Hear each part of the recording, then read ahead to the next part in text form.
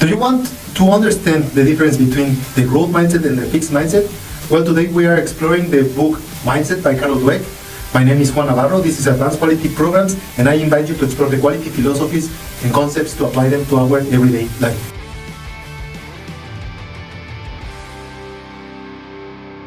In her book, Dr. Carol Dweck explains how our mindset changes our beliefs about learning, change, and growth, while physical characteristics like the shape of our skull or the size of our foot are largely predetermined by biology.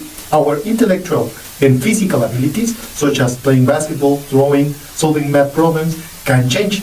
Our mindset influences how we perceive our potential and abilities.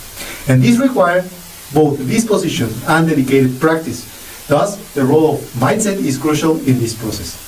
Dr. Dweck introduces the fixed mindset and growth mindset terminology to understand this predisposition. People with a fixed mindset believe that they are naturally gifted in some areas and incapable in others, while those with a growth mindset believe they can develop any skill through effort and perseverance. Individuals with a growth mindset continue to grow through their lives, acquiring skills and actively engaging in their abilities. They see life as a constant state of change, while people with a fixed mindset often allow rigid thinking to hinder their progress. When they face failure, they may look for excuses or blame others instead of improving. They hope for everlasting love in any relationship without willing to put the necessary effort and work to attain the love they desire. Dr. Dweck explains that for persons with a fixed mindset, their abilities are set in stone, believing that talent is everything. In their perspective, a person's ability is predetermined from the beginning. A person is, by nature, either intelligent and talented or stupid and incompetent. And that will stay that way for this kind of people. Companies with a fixed mindset culture, like Aaron or McKinsey, spend a lot of money finding so-called naturals at universities. These graduates are expected to immediately improve the company performance with their exceptional abilities from the beginning. However, because they seem so talented, they receive little training and fail to grow in their roles. As a result, their superiors often encounter these employees underperforming and question their talents. Consequently, employees who are not good performers from the start are quickly let go, never giving them the chance.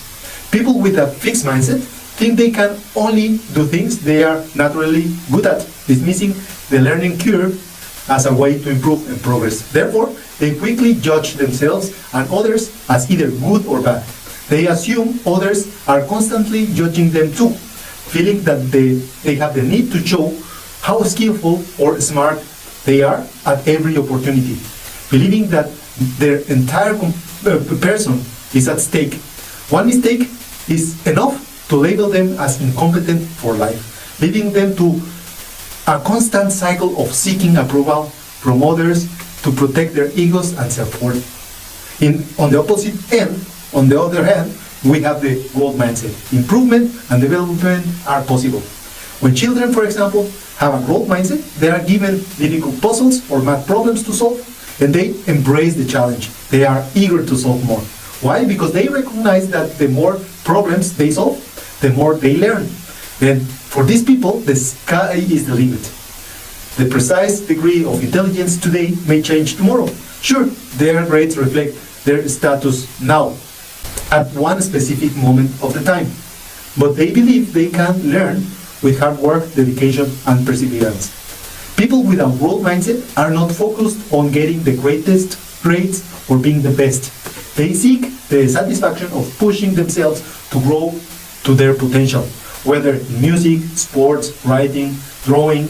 The practice is done relentlessly, knowing that improvement comes from that practice, and learning from the failures will only help them to evolve. They enjoy learning from others, reconsider past strategies, and constantly work on eliminating their mistakes. In relationships, people with a growth mindset, they encourage their partners to keep learning and improvement. In sports, they focus on serving their team. In business, they respect other employees. They express gratitude for collaboration, and they seek honest feedback, even if it's inconvenient for them. They view problems as challenges and invest energy into bettering themselves and the world around them. People with a fixed mindset put priority on validation and maintaining their perceived abilities, while those with a growth mindset focus on continuous learning and improving. The book illustrates these true examples of Lee Iacocca and Lou Gerster. Iacocca initially had a growth mindset as a leader. He experienced success by saving Chrysler from bankruptcy, but later declined in this leadership by changing and shifting to the fixed mindset, putting priority on his image, and the company growth lastly diminished. In contrast, Gester's growth mindset approach, emphasizing on teamwork, open communication, and employee development, led to significant and lasting change and success for IBM, his company. A fixed mindset sees failures as disasters, while growth mindset view these as opportunities for growth. For people with a fixed mindset, failure has a dramatic repercussion. They do not believe they can learn from their mistakes and see a single failure as an evidence of being losers. To preserve their self-confidence, they tend to make excuses, they lose interest, and even cheat. They avoid seeking help or analyzing their weaknesses. They see themselves as finished products, not as part of that continuous process of evolution. On the other hand, Dr. Dweck uses basketball Hall of Famer Michael Jordan as an example for the growth mindset. During his career, he missed many potentially game-winning shots, but rather than blaming others, he took accountability and practiced those shots repeatedly.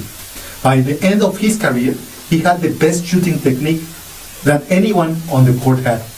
Instead of finding fault on his teammates, he looked for ways to improve his own skills. He analyzed his mistakes, practiced even harder when he failed, and took advice from others.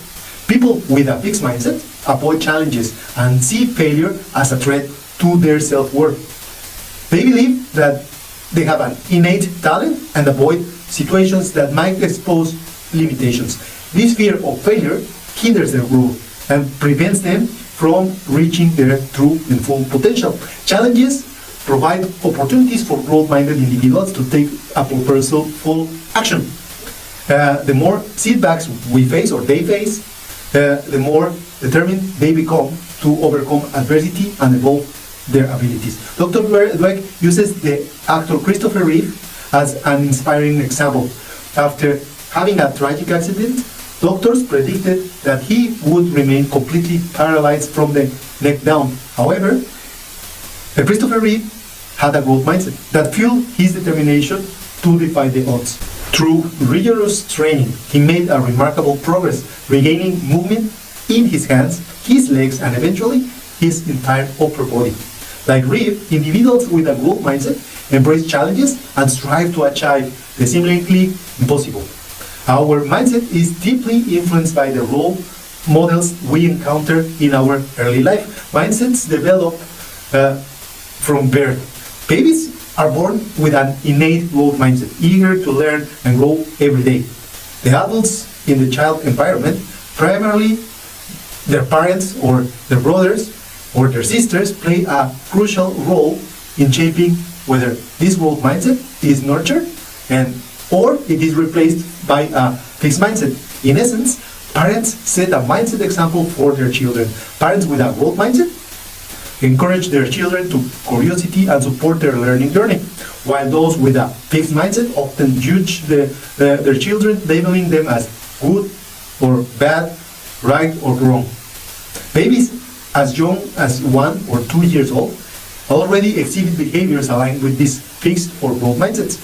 Growth-minded babies may attempt to comfort a crying baby, while a fixed mindset baby might become irritated by the same scenario. Teachers also serve as significant role models for children's mindsets. They influence the children's mindset directly. Many teachers hold a fixed mindset, believing that students' abilities are static. They may label students as good or weak, inadvertently reinforcing a fixed mindset in the later group. In contrast, growth-minded teachers believe in their students' potential for improvement. They offer multiple approaches to problem solving and encourage their students to embrace challenges. As a result, even weaker students can develop a growth mindset and achieve academic success, dispelling the notion of inherent limitations. Our mindset is not entirely fixed. It can evolve during childhood, and we adopt the mindset of our role model. Anyone can cultivate a growth mindset and achieve the seemingly impossible. We are not bound by our circumstances. Our mindsets are within our control. Just as we are able to train our physical muscles, we can train our brains to adopt a growth mindset. By taking a deliberate steps, we can rewire our thinking patterns. Embracing the growth mindset presents an opportunity for personal growth and connection with others. It's an encouragement to seek support and acknowledge our shortcomings by creating concrete plans for achieving our goals. However, shifting from the fixed mindset to a growth mindset is never easy. A fixed mindset can become a familiar comfort zone, protecting us from failure and providing a sense of security. To break the comfort zone, it requires courage and self-awareness. The key takeaway from this book, which is, by the way, important not only for quality philosophies, but for all areas in life, is that people with a fixed mindset obstruct their own development, personally, professionally, academically, even health-wise, because of their beliefs in innate characteristics and their fear of failure. On the contrary, people with a growth mindset work hard and practice to ultimately realize their potential.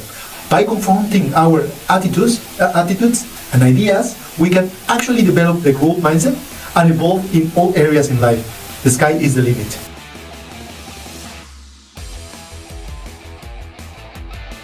And that's it for today's episode. I hope you enjoyed the summary of the book. Again, it's a large and complicated book, and I focused on the key points. Either way, if you like it and you find it useful, don't forget to hit like and share with your friends, your family, and anyone that you believe will help. I would appreciate all of your comments, your subscription to the channel, and I also appreciate everybody that has acquired a copy of Life Quality Projects, a copy of Principles of Quality, and all your good ratings on Amazon and Goodreads. Before leaving, I will really appreciate you subscribing to the channel, hitting the bell, and see you next time.